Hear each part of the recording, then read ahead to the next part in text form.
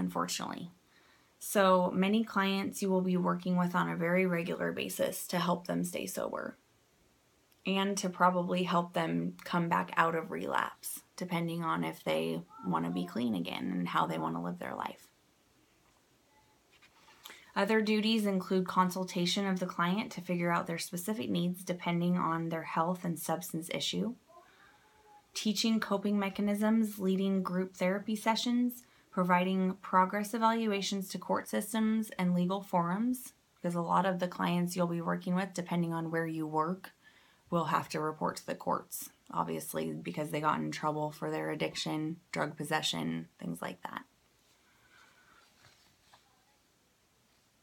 You'll also be setting up aftercare plans and meeting with family members to prevent enabling or codependency.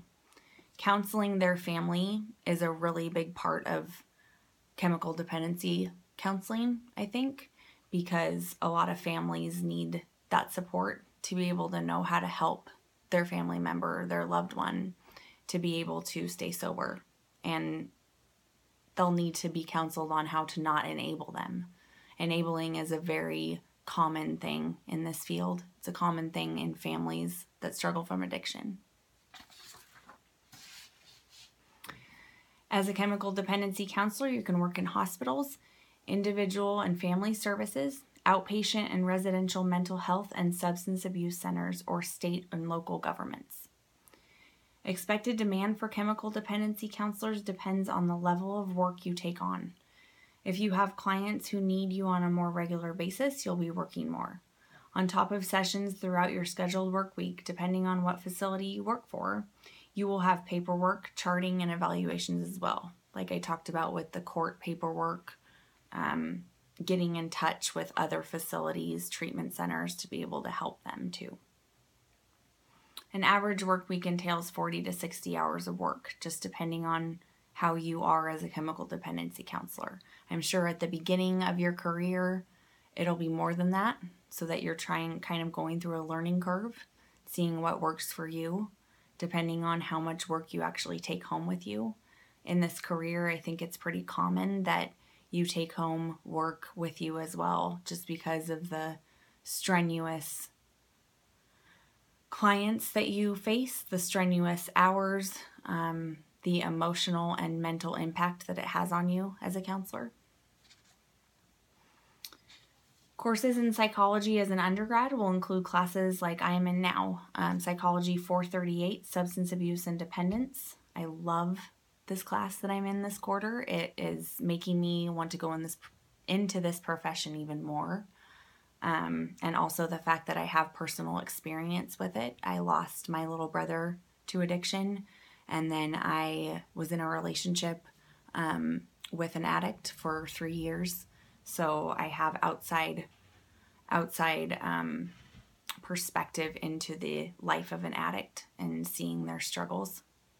It kind of hits home for me, which is why I want to go into it. Other courses are courses like multicultural psychology, because this class can help you open up to different people, their cultures, their personalities, and you'll come across a lot of different cultures and personalities, and it helps you kind of see the different facets of personality that you'll be working with. Social psychology is another good class to take to help you understand the behaviors and the relationship dynamics in different individuals as well. Extracurricular experience that would be helpful would be working in clinics such as comprehensive mental health, job shadowing a substance abuse counselor.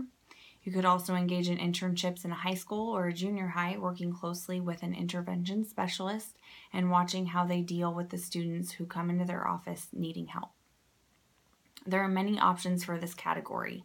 A person would want to start these extracurricular activities like talking to other professionals in the field, maybe even recovering addicts too, to find out their personal experiences, because any type of knowledge that you can gain before going into this profession will make your transition that much easier in your career. You would want to contact the CDPs in the Yellow Pages or other agencies you would be interested in doing an internship with to set up times, and start your internship your senior year of undergrad would be an ideal time, or starting when you're in your master's courses if that's the route that you choose to go into. Obviously, when you're gaining your hours to be able to get your certification as a counselor, you'll be working in one of those facilities as well, but it's always a great idea to job shadow and to talk to as many different chemical dependency professionals as possible, just to get more knowledge on what you want to do and what you might want to specialize in. The gaps that would exist between formal education and the skills it takes to be a chemical dependency counselor would be life experience with addiction, whether you have struggled from the disease yourself and you can better relate to your clients, or just having the basic communication and people skills to work in this field.